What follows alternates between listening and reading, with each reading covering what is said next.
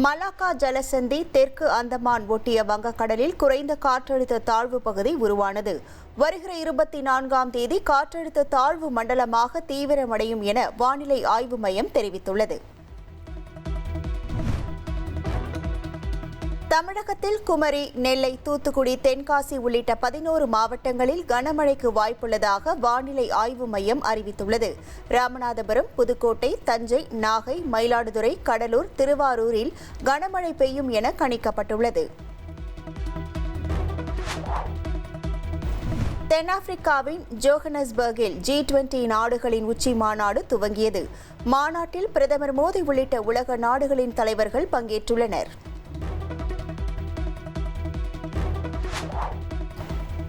Dead தேர்வு விவகாரத்தில் ஆசிரியர்களை திமுக அரசு கைவிடாது என முதலமைச்சர் மு.க.ஸ்டாலின் உறுதியளித்துள்ளதாக அமைச்சர் அன்பில் மகேஷ் தெரிவித்துள்ளார். 2 லட்சம் ஆசிரியர்கள் தகுதி தேர்வை கட்டாயம் எழுத வேண்டிய நிலை உள்ள நிலையில் சட்ட நடவடிக்கைகள் எடுக்கப்பட்டு வருவதாகவும் அன்பில் மகேஷ் கூறியுள்ளார். சென்னையில் ஆபரண தங்கத்தின் விலை சவரனுக்கு 1360 ரூபாய் உயர்ந்துள்ளது.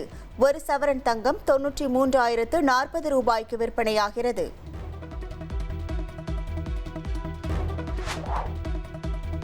கோவை, மதுரை மெட்ரோ ரயில் சேவைக்கான விரிவான திட்ட அறிக்கையை மறுபரிசீலனை செய்யக்கோரி பிரதமர் மோடிக்கு முதலமைச்சர் ஸ்டாலின் கடிதம் அனுப்பியுள்ளார். மெட்ரோ திட்டம் தொடர்பாக பிரதமரை எப்போது வேண்டுமானாலும் சந்திக்க தயாராக உள்ளதாக கடிதத்தில் குறிப்பிட்டுள்ளார். சென்னை பெரம்பூரில் 342 கோடி ரூபாய் செலவில் 4வது ரயில் முனையம் அமைப்பதற்கான விரிவான திட்ட அறிக்கை சமர்ப்பிப்பு. பெரம்பலூரில் ரயில் முனையம் அமைந்தால் சென்ட்ரலில் கூட்ட நெரிசல் குறையும் என எதிர்பார்க்கப்படுகிறது. பூந்தமல்லி, போரூர் இடையே ஓட்டுநர் இல்லா மெட்ரோ ரயில் சேவையை தொடங்க பாதுகாப்பு சான்றிதழ் கிடைப்பதில் தாமதம் ஏற்பட்டுள்ளது. ரயில்வே ஆராய்ச்சி வடிவமைப்புகள் மற்றும் தர நிர்ணய அமைப்பிடம் இன்னும் அனுமதி கிடைக்கவில்லை என தகவல் வெளியாகியுள்ளது.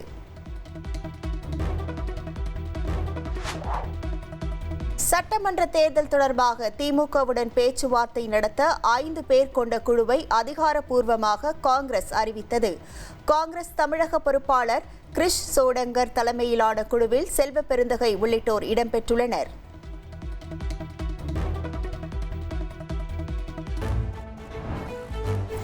தமிழக வெற்றிக் கழக தலைவர் விஜய் நாளை காஞ்சிபுரம் மக்களை சந்திக்கிறார். QR குறியீட்டுடன் கூடிய நுழைவு சீட்டுடன் வந்தால் மட்டுமே அனுமதி வழங்கப்படும் என கட்சியின் பொதுச் செயலாளர் ஆனந்த் அறிவித்துள்ளார்.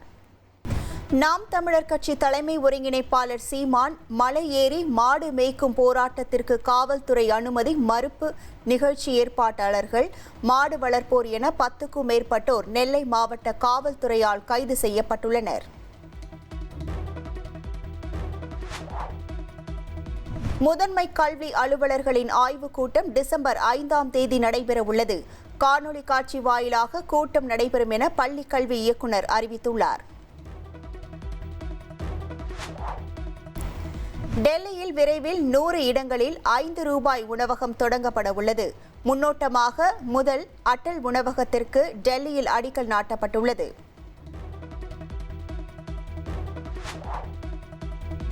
கடலூரில் 38 வருவாய் கிராமங்கள் காவிரி டெல்டா பகுதியாக அறிவித்து அரசாணை வெளியிடப்பட்டுள்ளது.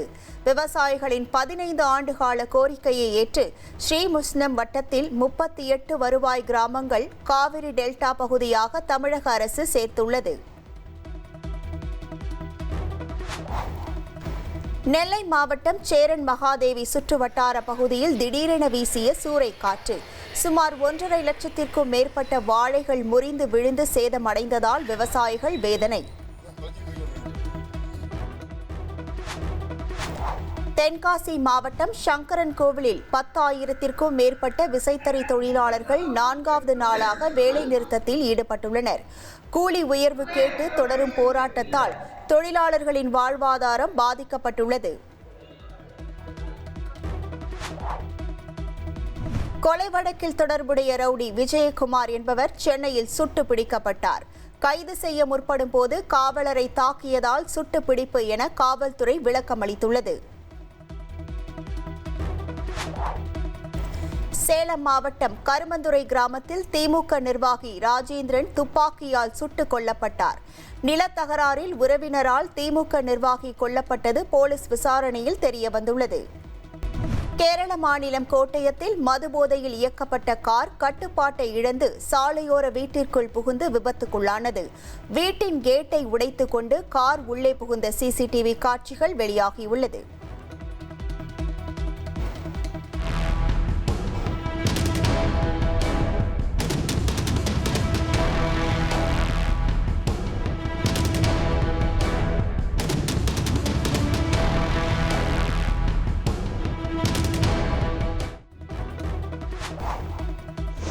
கேரளாவிலிருந்து சென்னை வந்த விரைவு ரயிலில் 10 மாத பெண் குழந்தை கண்டெடுக்கப்பட்டுள்ளது.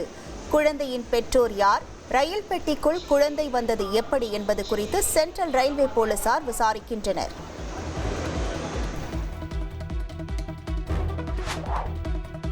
பெங்களூருவில் ஏடிஎம் வாகனத்தில் 7 கோடி ரூபாய் கொள்ளையடிக்கப்பட்ட சம்பவம்.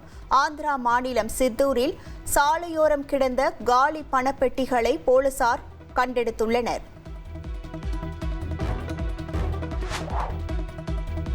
டெல்லி கார் வெடிகுண்டு சம்பவத்தில் வெளிநாட்டிலிருந்து 42 வீடியோக்கள் செயலி மூலம் அனுப்பப்பட்டது விசாரணையில் கண்டுபிடிக்கப்பட்டுள்ளது. வெளிநாட்டை சேர்ந்த 3 நபர்களுக்கு தொடர்பு இருப்பதாக போலீசார் சந்தேகப்படுகின்றனர். உத்தரப்பிரதேச மாநிலம் சாஹரன்பூரில் சாலையில் சென்று கொண்டிருந்த கார் திடீரென தீப்பிடித்து எரிந்தது. தீ கொழுந்துவிட்டு எரிந்த நிலையில் கார் முற்றிலும் தீக்கிரையானது. சர்வதேச விண்வெளி நிலையத்திலிருந்து பூமிக்கு மேல் நிகழ்ந்த அதிசய ஒளிக்காட்சிகளை நாசா விண்வெளி வீராங்கனை வெளியிட்டுள்ளார்.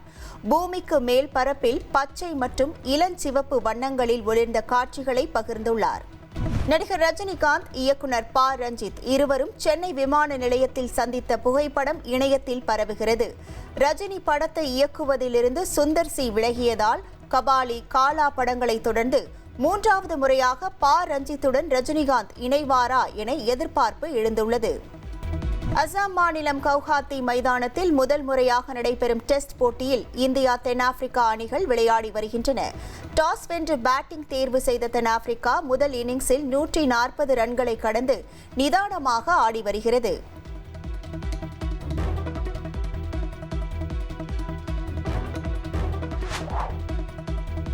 மேகதாது அணை விவகாரத்தில் தமிழக அரசு அனைத்து கட்சி கூட்டத்தை கூட்டி ஆலோசனை நடத்த வேண்டும் என பாமக தலைவர் அன்புமணி வலியுறுத்தியுள்ளார்.